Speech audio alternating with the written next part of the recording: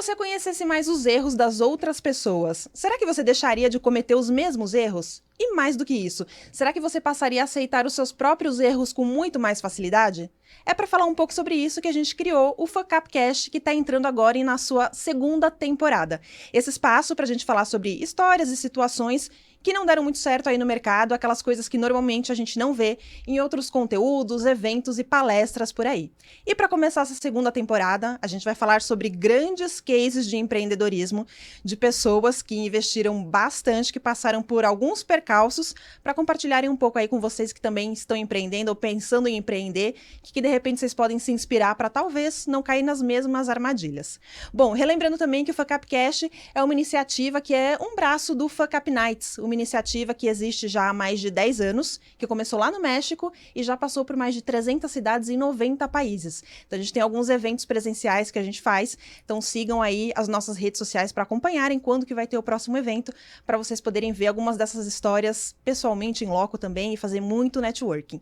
E apresentando os nossos dois convidados aqui de hoje, são justamente dois profissionais que participaram já de edições presenciais aí dos eventos do Fuck Up Nights. Então quem está aqui comigo hoje para estrear essa segunda temporada é o André Franken, que ele é superintendente no Banco BV e fundador da cervejaria e startup Brewing. Bem-vindo, André. Obrigado por aceitar o convite. Obrigado pelo convite, obrigado por estar de novo aí com vocês contando as histórias.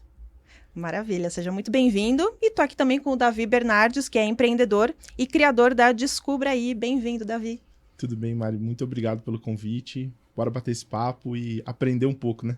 Bora lá, muito bom, gente. Bom, para começar, né, como eu estava comentando com vocês, que os dois já contaram suas histórias nos eventos, muita gente que vai estar assistindo esse material não conhece as histórias, né, não participou ali presencialmente. Então, para começar, eu vou pedir para os dois contarem um pouquinho para vocês que histórias são essas, né, de forma um pouquinho resumida, mas para vocês entenderem o contexto de onde eles entraram e como é que eles conseguiram sair ou não desses embrólios aí no empreendedorismo. Para começar, então, vou começar com você, Davi. Boa. Conta um pouquinho para o pessoal. Que negócio foi esse que você investiu e o que aconteceu no meio do caminho? Legal. Esse negócio foi a Roy Hero, é uma empresa que eu tive ela por 7 anos, uma startup. Desses 7 anos, por quase 5 anos, ela ficou meio como um fantasma. Basicamente porque eu comecei ela com R$ 2.400 de investimento. Alguns meses depois, menos de 6 meses, eu consegui um primeiro investimento. Montei um time comercial e a gente saiu arrebentando de vender. Eu vendi 1,1 milhão em 4 meses em contratos do nosso produto. E aí eu tinha que fazer a entrega desses produtos, né? Implementar no cliente. Bati com o meu time técnico, falei, tá tudo certo, né? A gente pode vender. Eles deram ok, eu vendi, mas e para entregar? Para entregar foi uma luta. E essa luta, o que era às vezes uma integração de 1 mês, essa integração levou 6 meses, 9 meses. E muitos dos clientes, quando a gente chegou falou, tá pronto finalmente, falou, não, agora eu não quero mais. Então, um MRR, né, uma receita recorrente da startup que estava projetada, ela simplesmente não aconteceu. E nesse não acontecer, a gente quebrou. E mesmo assim, ela foi uma história de muito aprendizado. Então, muito do empreendedor que eu sou hoje, das experiências e da vivência, vem dessa experiência, né? Vem desse momento, desse jeito que as coisas aconteceram, da necessidade de estar pilotando um carro de Fórmula 1 ali, sem muita parametrização, numa velocidade absurda. Imagina, em pouco tempo a gente saiu de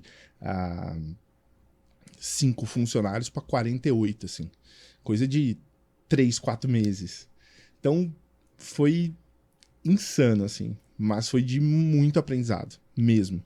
E o que era o produto? Conta um pouquinho para o pessoal que não conhece. Com quem que vocês trabalhavam? O Legal. quanto que vocês estavam investindo nisso? Então, o produto, ele basicamente era uma ferramenta que a gente plugava no e-commerce.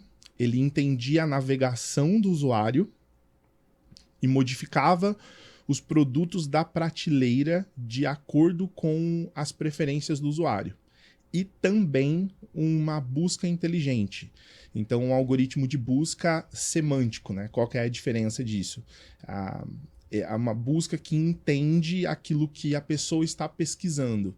Então, ao invés de... Muitas vezes a gente pesquisa de formas diferentes, né? A gente não sabe exatamente o título de um produto dentro de um e-commerce. E em 2016, as coisas não eram como são hoje. Então, a gente desenvolveu esse produto, desenvolvemos os produtos de recomendação inteligente, e esse produto a gente começou a empacotar ele e vender para grandes e-commerces. Então, a gente teve Grupo Afit como cliente, Vivo, Multilaser, Pandora Joias.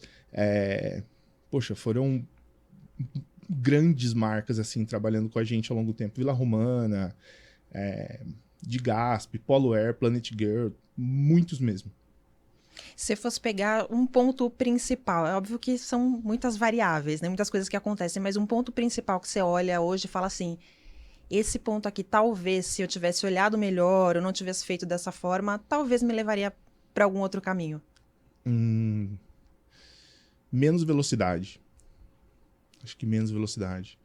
Eu fui muito agressivo em vendas. Eu sou um cara meio megalomaníaco. Eu gosto de pensar grande, sonhar grande. Não tenho medo de fazer investimento, seja meu dinheiro, ou seja dar a cara a tapa e trocar ideia com o investidor e fazer com que as coisas aconteçam, porque quando eu desenho e planejo, eu faço para que isso se torne real, para que se torne verdade. Nesse ponto da velocidade, uma das coisas que...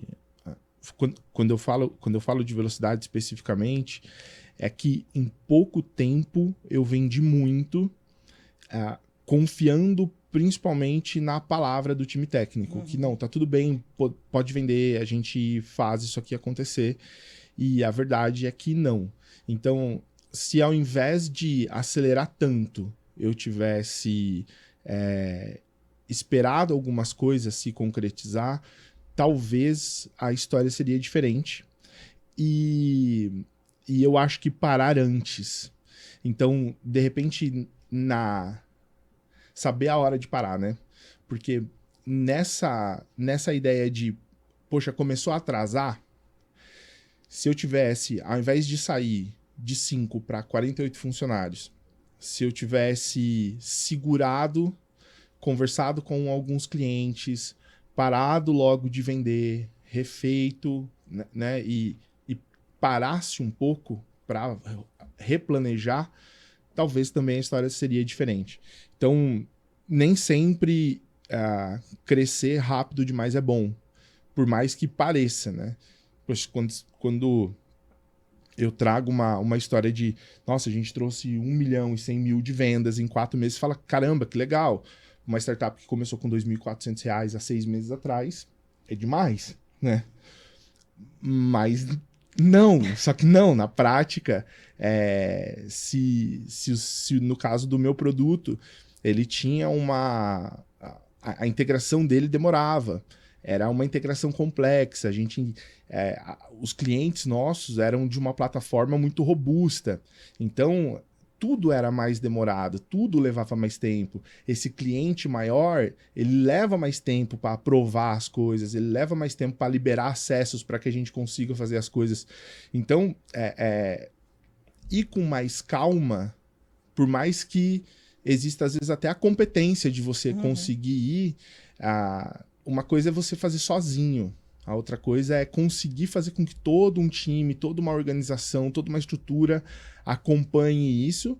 E principalmente se você também está dependendo do cliente lá na outra ponta, a organização dele também vai fazer diferença do jeito que o seu negócio caminha, entendeu? Então, é isso. Acho que velocidade e saber a hora de parar, assim. Saber falar, não, tá tudo bem. A gente errou, para aqui agora...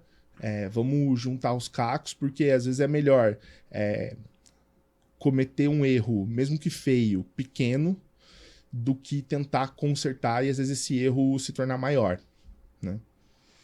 E André, o seu empreendimento ali que você contou no Fuck Up Nights é de um mercado bastante diferente.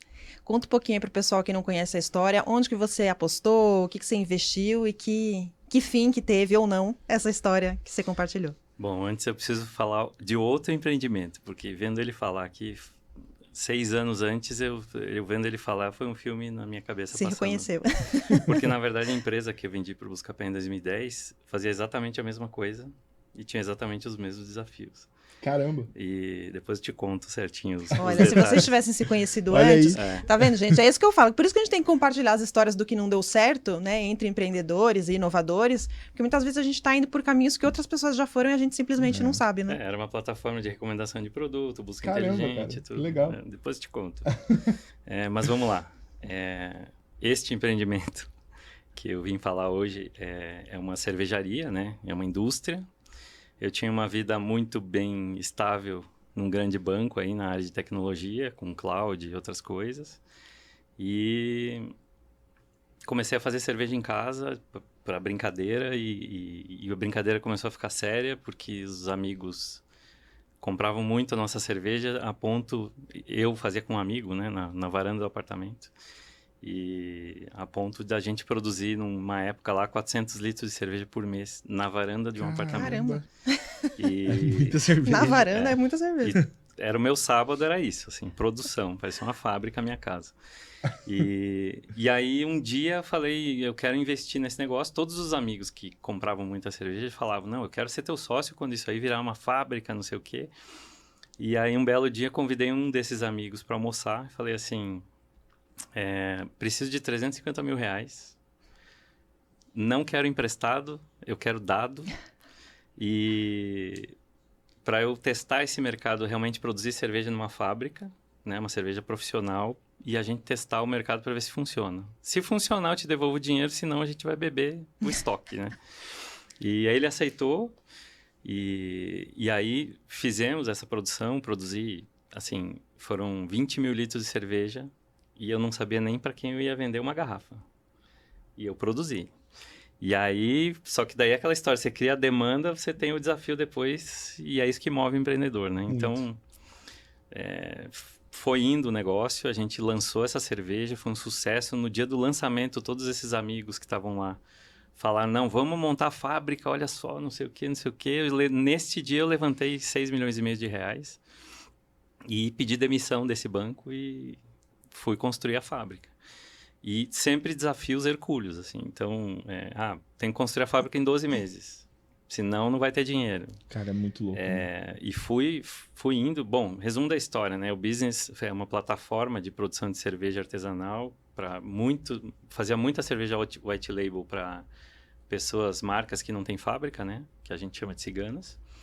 E a gente tinha que fazer... Era uma fábrica de última geração, muita automação, muita tecnologia. E a gente tinha que fazer uma cerveja com qualidade de grandes indústrias num tempo recorde para que o business...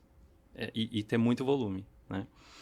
E o negócio foi crescendo, assim, a gente conseguiu cumprir a construção da fábrica, tudo. Isso foi em 2018. Final de 2018 eu já estava produzindo 35 mil litros mês. E aí começamos a ter fila desses ciganos querendo produzir na fábrica, porque era um negócio, assim, era linda a fábrica, né? Um negócio de última geração mesmo. E aí tinha fila de espera de produção, aí chegava pro meu sócio e falava, cara, tem que aumentar a produção. Tem dinheiro aqui esperando, vamos investir mais, vamos ampliar a fábrica. Tinha recém-construído, já estava ampliando. E a gente ficou ampliando a fábrica no ano de 2019 inteiro. Os números, assim, em 2019 a gente cresceu 360%. E para uma indústria, isso é muita muito coisa. alto. Gigantesco. Né? É isso. E os desafios eram assim, a gente começou a fazer muito marketing com uma marca chamada Unicorn, que aqui em São Paulo é bem famosa. Começamos a dominar os bares e aí começamos a ter problemas logísticos, porque a gente usava a melhor logística que tinha de cadeia refrigerada para artesanal, só que o volume era tão grande que a gente quebrava a logística. Aí cheguei para os meus sócios e falei, vamos construir uma logística, né? E aí eles, não, você tá louco, você não sabe fazer isso. Eu falei, bom, eu não sabia fazer fábrica, não sabia fazer cerveja, não sabia fazer nada, né? Então, mais uma coisa para aprender. E aí construímos uma distribuidora do outro lado da rua, também, gigante, com carros, tivemos que desenvolver sistema de logística, tudo. E nos tornamos uma das melhores logísticas que tinha na época também. Então, a gente começou a fazer a produção, o comercial, a logística, tudo, a distribuição completa, né, para esses parceiros. E o business estava indo bem, assim, crescendo muito. A gente até faltava investimento para suprir a demanda que tinha. E em 2020, as previsões eram, assim, de muito crescimento. Estávamos já com um contrato fechado com o Carrefour para produzir a marca do Carrefour. Então, as coisas estavam realmente muito prósperas ali.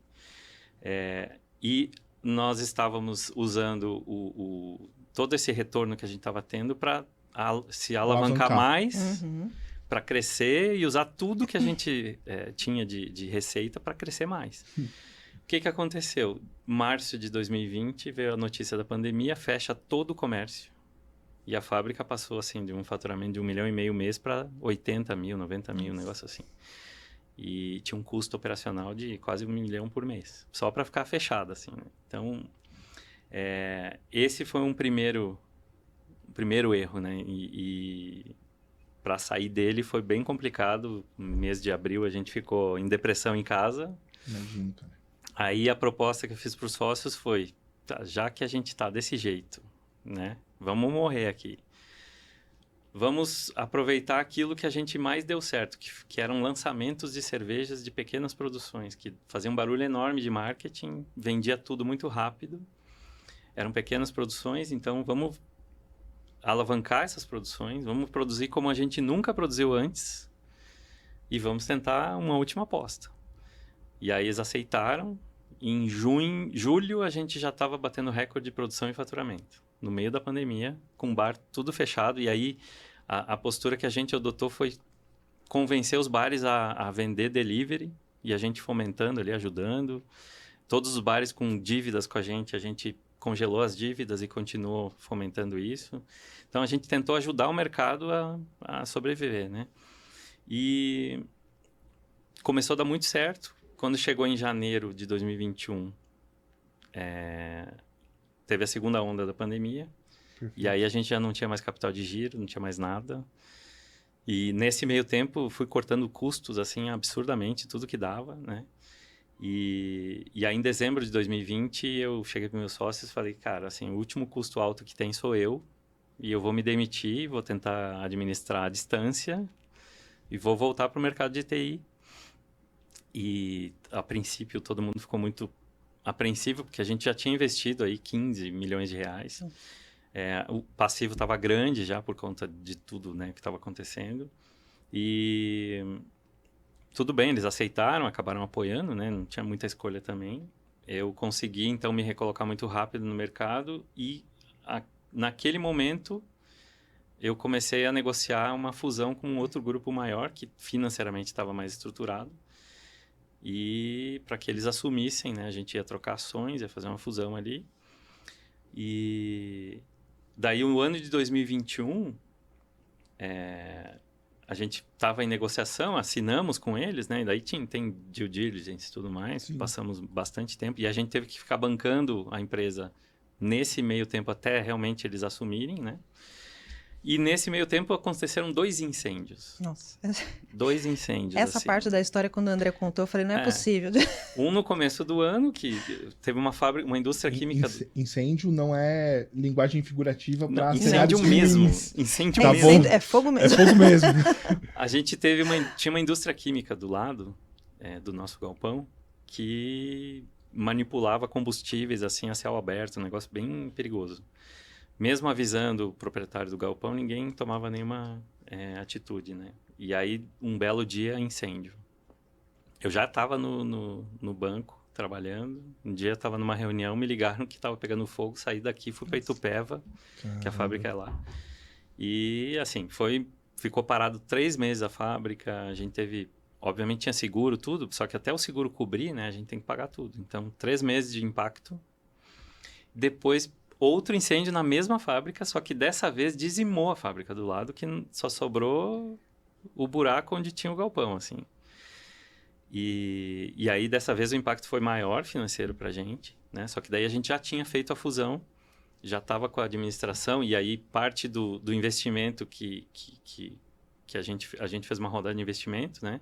Parte desse investimento que foi colocado, a gente conseguiu administrar tudo e deu tudo certo, assim. Então, foram N situações dificultando cada vez mais, né? A questão, mas assim, o que você falou é exatamente o ponto, né? A gente se arrisca muito contando que tudo vai dar certo. Uhum. Né? E aí, quando algo não dá certo, você não tem margem de manobra, né? A vantagem aqui é que a gente conseguiu reverter, né? Mas a gente podia ter tido aí grandes problemas na pessoa física e de dívidas que ia demorar anos para pagar.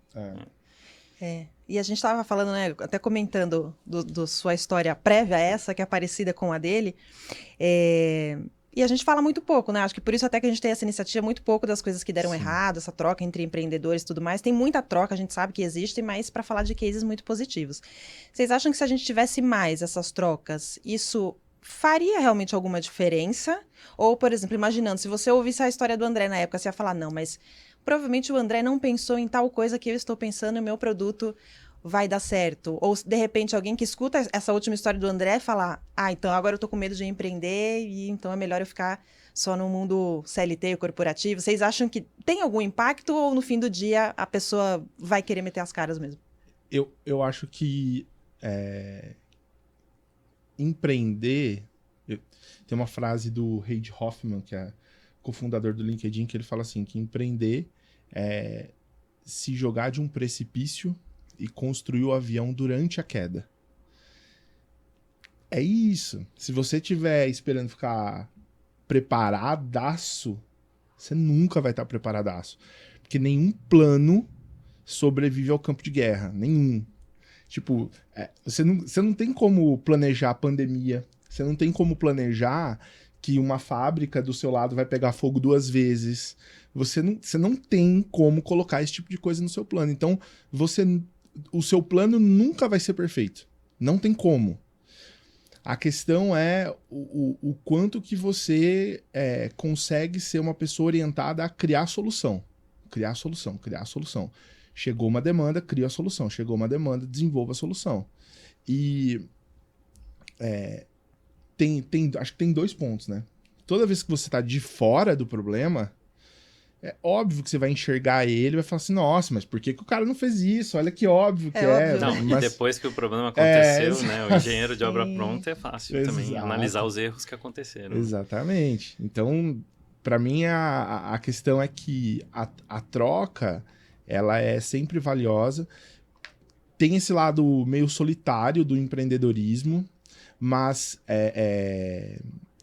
e tem esse lado que eu acho que é nocivo, que é esse lado do ego. Uhum. Tipo, não tem por que não você sentar nessa mesa e falar, cara, eu errei, eu falhei nisso aqui, esse daqui foi o aprendizado que me trouxe, porque no final das contas é tudo sobre você continuar e não sobre você não errar. O errar é natural. Qualquer momento que você fizer alguma coisa, que você se propor a fazer alguma coisa, você vai errar, né? Mas tem uma coisa muito importante, assim, ó. O empreendedor, ele acaba tendo aprendizado com os erros antes, né? Previamente.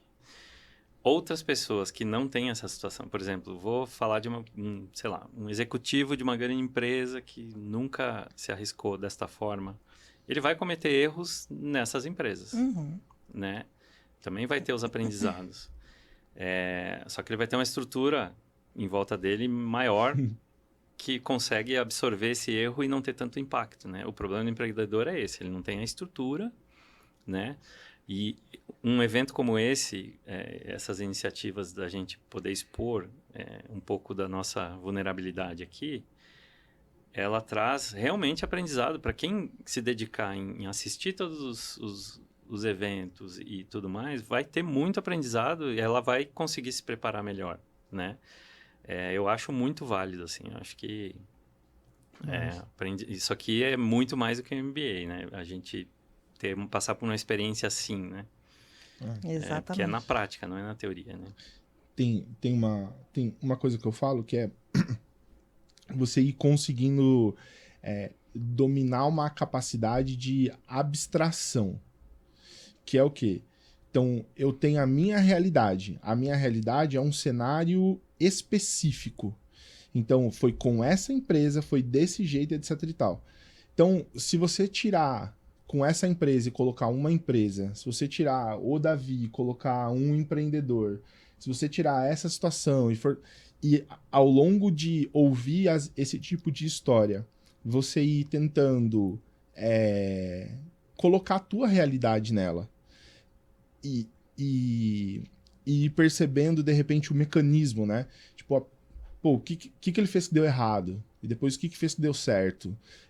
Da onde veio isso? Como que isso se aplica nesse cenário? Ah, mas pô, o cenário é ter que acionar um seguro para resolver o problema de que a fábrica pegou fogo. Legal, abstrai. Em que lugar que a sua empresa tá? Você tá correndo um risco? Você tem seguro? Então, você tá prevendo que vai pegar fogo a fábrica do lado? Não tem como. Então, como é que eu abstraio, tento colocar para minha realidade e falar assim, não, beleza, eu entendi. De repente eu preciso de um seguro. Ou, de repente, eu preciso tomar essa atitude. Então, acho que o grande valor tá em a gente poder se colocar num lugar de compartilhar vulnerabilidade, mas também quem tá ouvindo conseguir falar assim, cara, quem tá ouvindo não se colocar na posição de não, no lugar dele eu faria diferente. Uhum. Sim, claro que faria diferente. Mas no lugar que você tá hoje, o quanto que esse cenário às vezes consegue se aplicar à realidade do seu negócio para você conseguir pensar em soluções ou não deixar que alguma coisa aconteça. Né? Porque o dia a dia... É difícil a gente parar, às vezes, no dia a dia e conseguir ter uma visão tão clara de quando, por exemplo, o problema já passou, de quando as cartas já estão dadas, né? Não, e aí e você muitas olha e vezes... fala, é isso, olha aqui, ó. E muitas vezes você não tem alternativa, né? Não. Você tem um recurso e aí você diz assim, eu vou priorizar esse recurso aonde eu posso dar certo. E o resto eu vou correr alguns riscos aqui que pode acontecer alguma coisa. Então, às vezes, até o empreendedor até tem ciência de que aquilo pode acontecer. Mas ele não tem alternativa. Não tem o que fazer. Alguns riscos vão estar sempre presentes ali, né? E ele vai ter que escolher. E é engraçado quando você olha para uma grande empresa, por que tem tantas áreas de auditoria, compliance, controles e tudo mais? Porque todo mundo erra. A empresa garante que os mínimos erros vão acontecer, porque tem toda essa estrutura em volta. Agora, exatamente. Se não tiver isso, com certeza grandes empresas teriam grandes erros acontecendo o tempo todo. Exatamente. Né? E falando em grandes empresas, André, você, além de empreendedor, está numa grande empresa, né, no mundo corporativo mais tradicional, digamos assim. Como que você vê que é dentro dessa estrutura e outras que você já passou antes, essa questão de aceitação do erro, das falhas, dos testes, o quanto isso realmente é aceitável e tendo uma necessidade de mudar essa cultura dentro das empresas, que eu imagino que seja algo necessário no momento de mudanças cada vez mais rápidas. O que os executivos podem e precisam fazer? Onde mexer para ter um melhor trabalho em cima disso?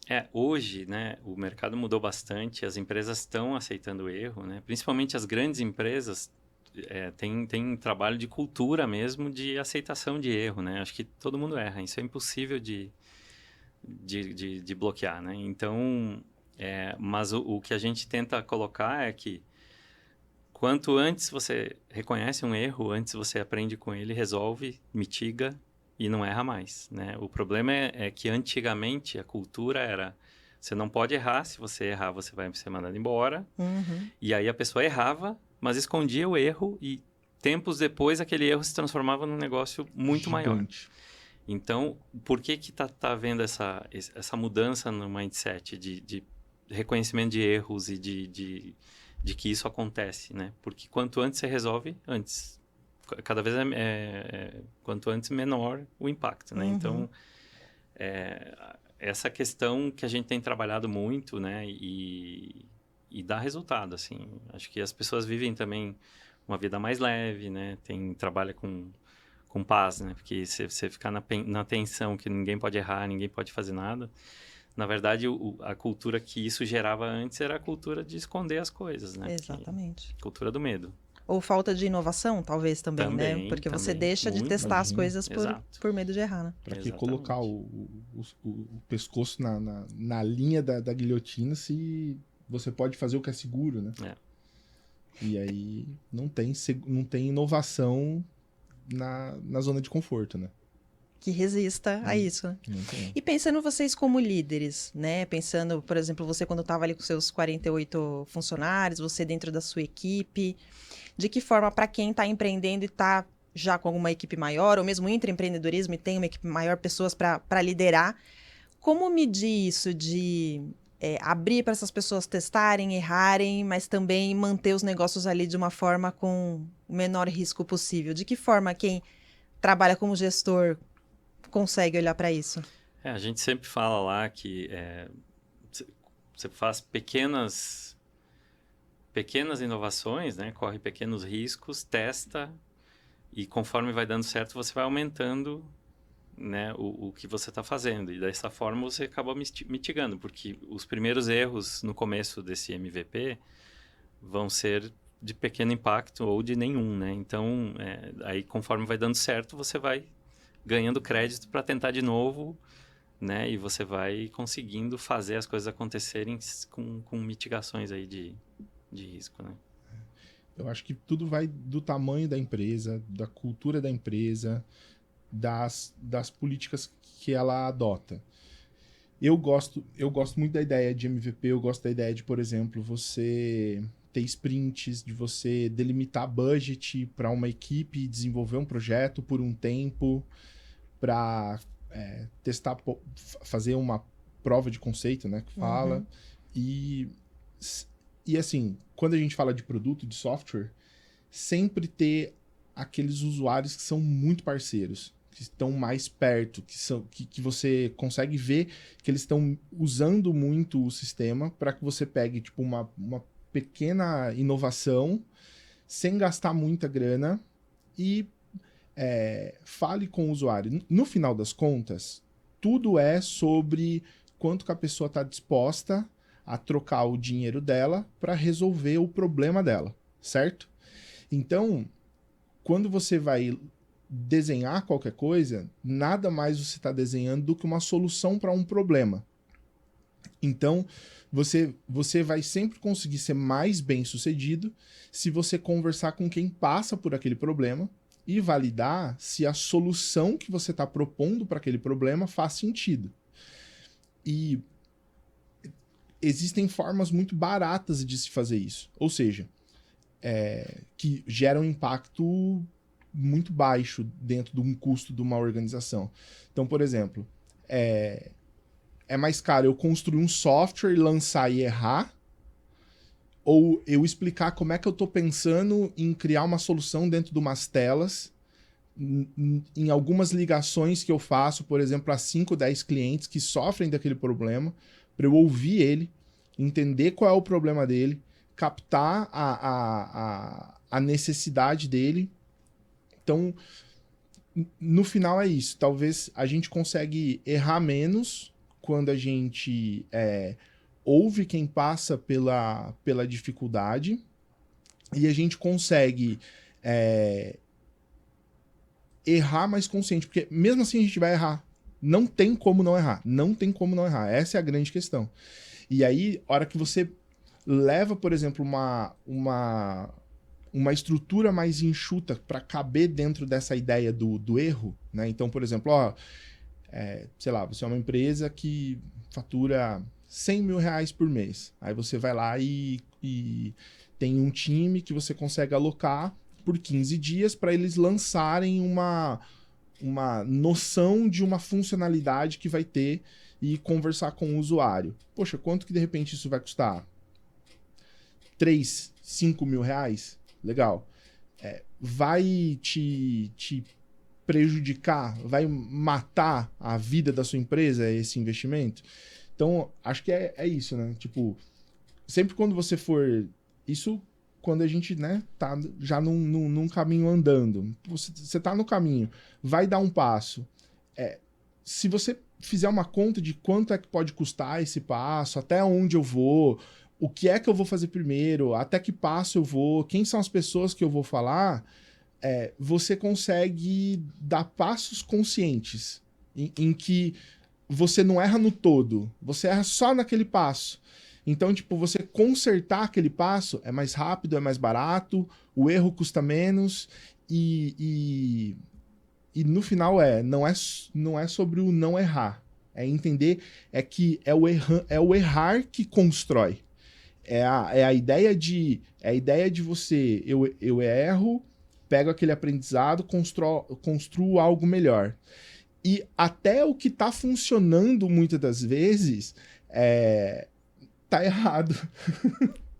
Às vezes você tem um negócio funcionando, tá te dando dinheiro, mas ele tá errado, ele poderia ser muito melhor. E tá tudo bem, entende? A grande questão é não cometer os grandes erros que podem te levar a problemas muito grandes, mas tentar minimizar o erro. E uma das grandes formas de minimizar é ficar ouvindo e ficar aprendendo com quem já errou. Então, cara, tô pensando em fazer isso na minha empresa. Eu já fiz, eu fiz assim, assim, assim, deu errado. Aí eu mudei desse jeito aqui, e funcionou bem. Então, ter essa dinâmica eu acho que é valiosíssima, assim. Vocês acham que tem alguns setores da economia, algumas áreas que é praticamente impossível errar, ou é mais difícil errar? Eu discuto muito teste, muita coisa relacionada principalmente à tecnologia. Vale para a área financeira, que pode ser um pouco mais complexa quando você fala em erro. Vocês acham que tem uma diferença quando a gente fala de setores da economia? Se eu estou falando de saúde, de varejo, de agronegócio, enfim. Eu acho que com as características inerentes a cada negócio, tem mais ou menos risco, né? Você pega uma instituição financeira, por exemplo, que tem um banco central regulando, ela não pode se dar o luxo de errar em coisas que impactam o dinheiro das pessoas, né? Então...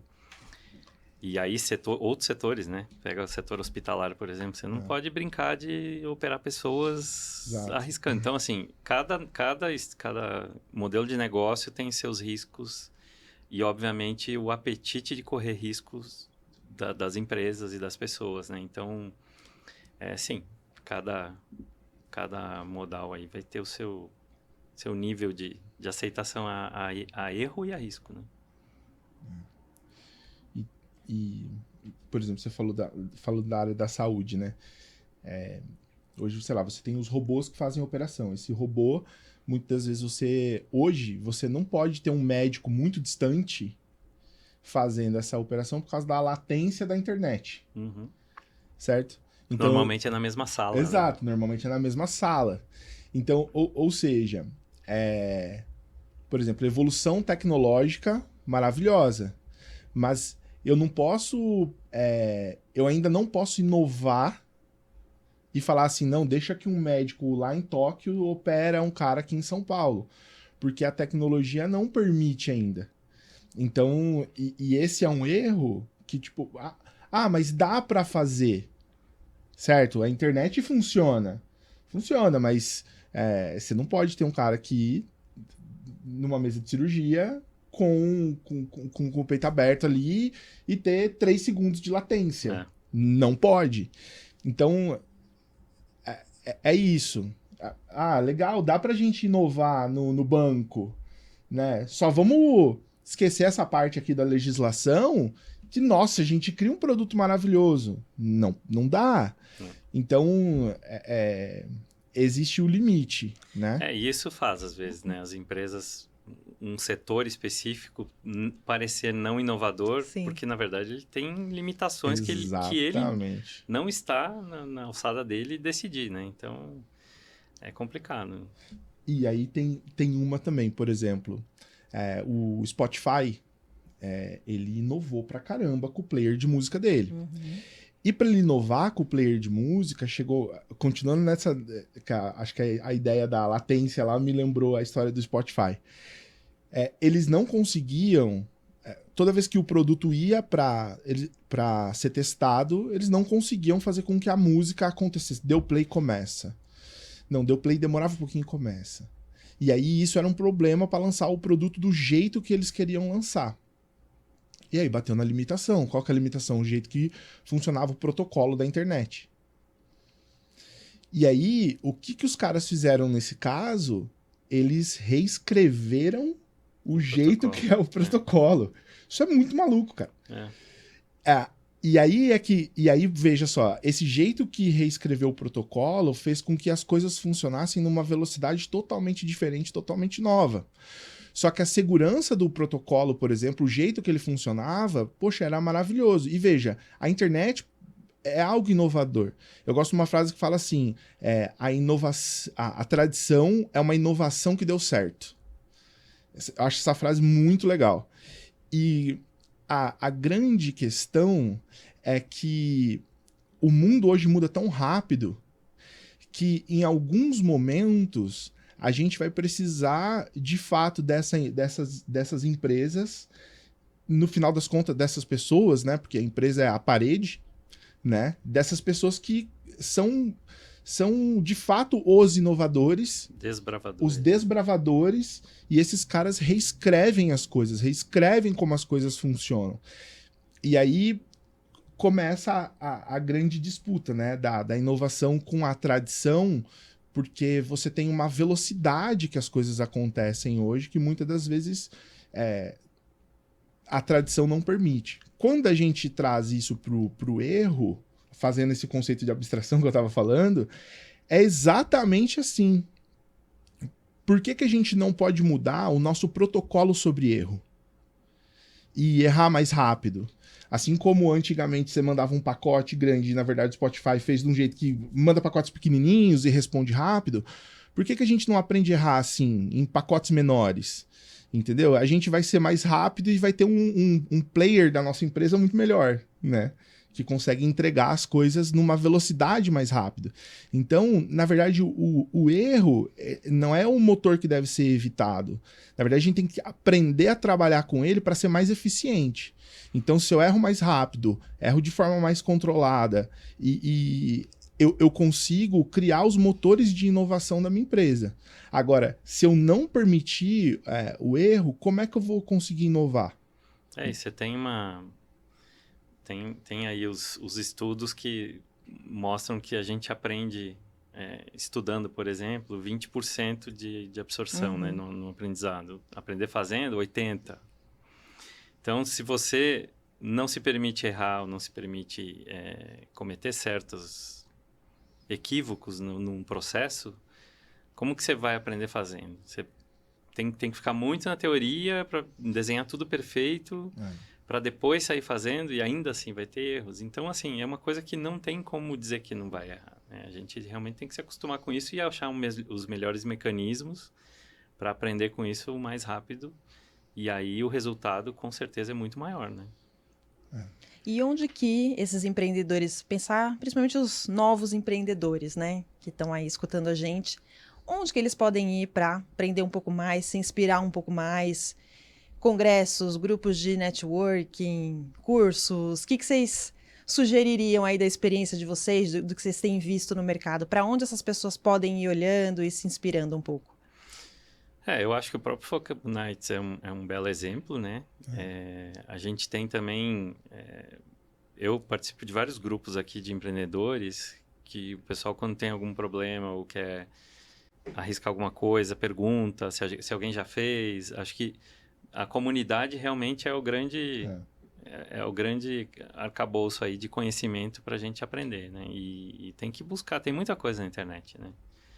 Na internet você tem muito conteúdo, você tem muito livro hoje de pessoas expondo, né? Sua cozinha ali de erros e de acertos também, então... Hoje, da mesma forma com que existe o conceito de software open source, tem empresas praticando open company, onde elas deixam todo o material dela aberto. Tipo, startups que deixam o material aberto para você poder ler, ver o que os caras estão fazendo, entender o que é que está fazendo. Mas eu falo por experiência própria. Na época, eu trouxe os investidores e os investidores, eles me ajudaram no conselho, dando ideias, etc e tal. Mas existe uma distância do campo de batalha, entende? E no campo de batalha o calor é diferente. Então, quando você troca ideia com um outro empreendedor, então, para mim eu sinto que ter um mentor, ter alguém que pudesse apontar o caminho e acho que a grande sacada é assim, ó. A grande sacada é clickbait, né? Mas eu penso que a ideia é simples. Quem já chegou onde você quer chegar? Exatamente. Pergunta pra essa pessoa o que ela fez pra chegar lá. Só. Você vai ouvir dela que ela errou pra caramba, mas você vai ouvir dela as soluções que ela criou pra cada um dos erros e talvez o mais legal, você vai perceber que alguns erros não tiveram conserto. Tem alguns que não tem o que fazer. Uhum. Tem o que fazer. É um fato, aconteceu, é um fato agora. Não é mais, não, isso aqui já foi, acabou, agora vamos lá montar alguma coisa em cima e entendeu? Usar isso como pedra para nossa construção aqui. Não cometer mais esse e boa. Mas talvez seja isso, assim. E tem uma coisa que eu percebi, talvez, até recentemente. A pessoa que... Você não vai ver um cara que chegou muito longe não abrindo para você informação. Você vai ver um cara pequeno não querendo compartilhar. Mas o cara muito grande, ele compartilha. Por quê? Primeiro, para você fazer um negócio acontecer, você precisa de foco. E o que isso significa? Que não tem como ganhar todo o dinheiro do mundo, em todas as áreas, em todas as empresas, em todos os negócios, não tem. Não tem. Então, o cara grande, ele compartilha. Então, tá perto de gente que chegou onde você quer chegar. E o mais legal é que, sei lá, cara, nessa era de rede social, a gente consegue ter contato com essas pessoas, tem muito evento, tem muita coisa legal pra gente consumir que vai ajudar.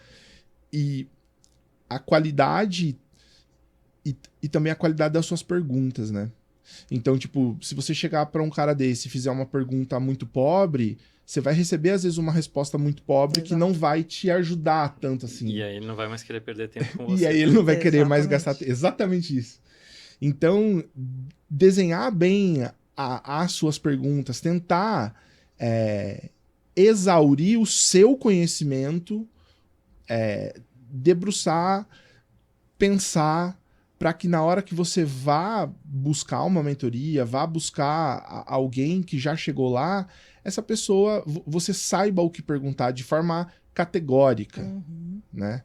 Começa com o como. Mentira. Nossa. Mentira. Mas é isso, entendeu? Tipo, sei lá, de repente você conseguir extrair o máximo de pessoas que já chegaram lá. E quem é grande vai compartilhar com você. Ele não tá preocupado do tipo assim, e o concorrente. Tem uma coisa que eu falo, cara. Pensa assim comigo. Vamos pensar, se eu te falar duas grandes marcas de hambúrguer fast food, certo? A gente tem o rei e tem o palhaço.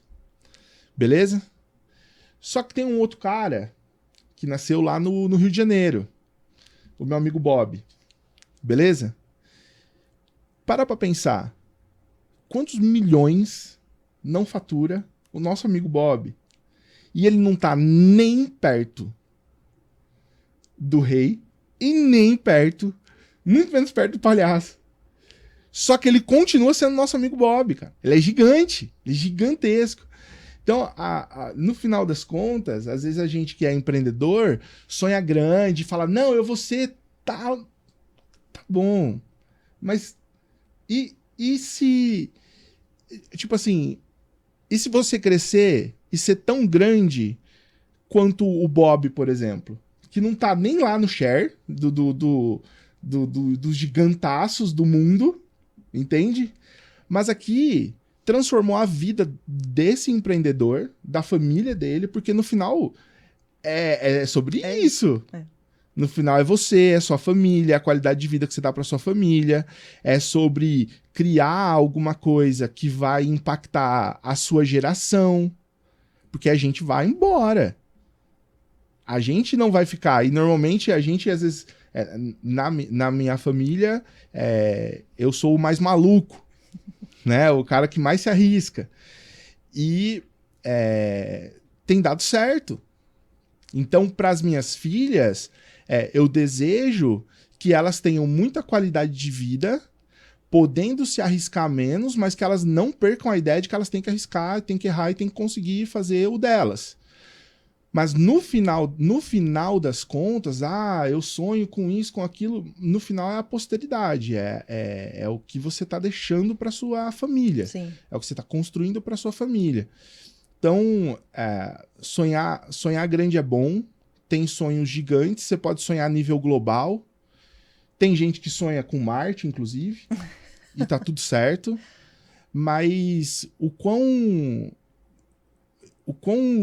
E aí a gente tá falando, por exemplo, do nosso amigo Bob, mas você imagina uma outra que a gente nem conhece, mas que tem umas 50, 80, e que já mudou e transformou a vida dessa pessoa. Só que você imagina que uma tem, sei lá, 20, 30 mil espalhadas pelo mundo. O quanto que você não consegue aprender com ela pra fazer a sua que vai ter 10, 15? Uhum, Entende? Então, sei lá, o cara grande, você consegue aprender com ele. Onde ele chegou, é claro o caminho, porque tem isso também. Eu falo muito, né? Mas tem isso, cara. Por exemplo, se eu falar assim, poxa, eu quero montar uma empresa, eu quero montar um negócio que chegue aqui. Quando eu nunca fiz, a dificuldade para eu chegar lá é uma. Quando eu já fiz, a dificuldade para eu chegar lá é pífia. É muito menor. Porque esse negócio todo de empreender, ele é um exercício. Ele é um... você vai construindo... assim como, sei lá, tem memória muscular, você meio que constrói o jeito que você trabalha, o jeito que você constrói as coisas, o jeito que você pensa. Eu tenho certeza que talvez, por exemplo, se você for construir uma empresa nova, às vezes existem pessoas que você já trabalhou na jornada que você vai cogitar, poxa, esse fulano seria bom para trazer comigo aqui, esse daqui aqui. Por quê?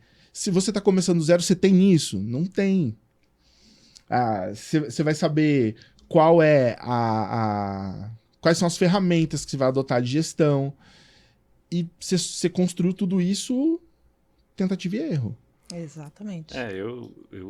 Cada empresa nova que eu criei, eu já não errava mais os erros que eu havia errado no anterior, né? Então, para mim, assim, tudo é o aprendizado, né? Se a gente... E aqui não é só empreendedor, é qualquer coisa na nossa vida. Se a gente aprender a aprender, a gente vai ter tudo que a gente quer ter. Né? A gente vai conseguir construir qualquer coisa. Para mim, o skill do próximo século é saber aprender. Não importa o que, né? Se você souber aprender e na velocidade que as coisas estão mudando, a gente vai ser obrigado a aprender o tempo todo, né? Não é mais eu estudo 4 anos e está pronto. Esse é o grande skill. Então, e isso serve para empreendedor e para qualquer coisa. Então, realmente, se você se especializar em aprender, você vai conseguir conquistar qualquer coisa. Com os erros no caminho, tudo certo, e eles servem para aprender mais, né? Então, é isso. Maravilha. Bom, estamos chegando ao final do nosso papo, gente. Antes de encerrar, só saber, André, Davi, vocês querem deixar uma mensagem, uma dica final para quem estiver escutando a gente, que talvez esteja passando aí por algum percalço, errando, com medo de errar? O que vocês dariam de mensagem final aí para quem ficou com a gente até agora? Eu diria que tudo que você for planejar, fazer, procure ter vários cenários para coisas que podem acontecer, porque às vezes elas são inerentes, vão acontecer mesmo, né? Porque eu acho que acontecer algum problema não é o grande problema. Estar preparado para ele é uma diferença enorme que vai fazer, né? Então, é realmente procurar estudar um pouco, ir atrás de quem já fez minimamente, né? Para aprender um pouco mais, mas assim, se preparar para coisas que podem acontecer, para que você não seja pego aí de surpresa, né? Perfeito. O erro não te define. Você não é o seu erro, assim, no final das contas. E eu falo isso pra mim, primeiro. E levou 4 anos pra eu conseguir falar isso pra mim. Levou muito tempo pra eu conseguir sair da caverna, assim, e falar, cara, calma, tá tudo bem. Depois disso, eu fui trabalhar numa multinacional, assumi uma diretoria na América Latina de uma empresa, fiquei 3 anos lá, a empresa foi vendida, e eu falei, tá, vou voltar a empreender, mas e agora? Eu tenho que voltar. E aí começou todo esse conflito de tipo, poxa, eu falhei, será que eu sei mesmo fazer isso? Entendeu? Será que é isso? Será que eu sei fazer isso? Será que eu sou bom nisso? Ou eu só sou um maluco? E aí bate a síndrome do impostor, bate ansiedade. Mas no final, eu falei assim, a primeira coisa que eu vou fazer é sair da caverna. E quando eu comecei a sair da caverna, eu comecei a me conectar de novo com vários empreendedores. E aí você começa a lembrar de algumas coisas. E acho que para mim e para quem de repente errou feio, errou rude, você não é o seu erro. Ele não te define. Você pode ser bem inteligente e fazer com que ele molde o seu sucesso, né? Você pode modelar o seu sucesso a partir dos erros que você comete, mas ele não te define. Mas se você parar, ele definiu. Então, não para. Maravilha. Bom, muito obrigada, André, Davi, mais uma vez, por estarem aqui com a gente, compartilhando as experiências de vocês. Tenho certeza que vão ajudar muitas pessoas que estão trilhando caminhos parecidos, e agradecer também todo mundo que ficou com a gente aqui até o final, acompanhando o início dessa nossa 2ª temporada. Em breve, voltaremos com mais episódios falando de outros aspectos, quando a gente fala de erro, fracassos e outras coisas que envolvem aí inovação e empreendedorismo. Muito obrigada e até a próxima.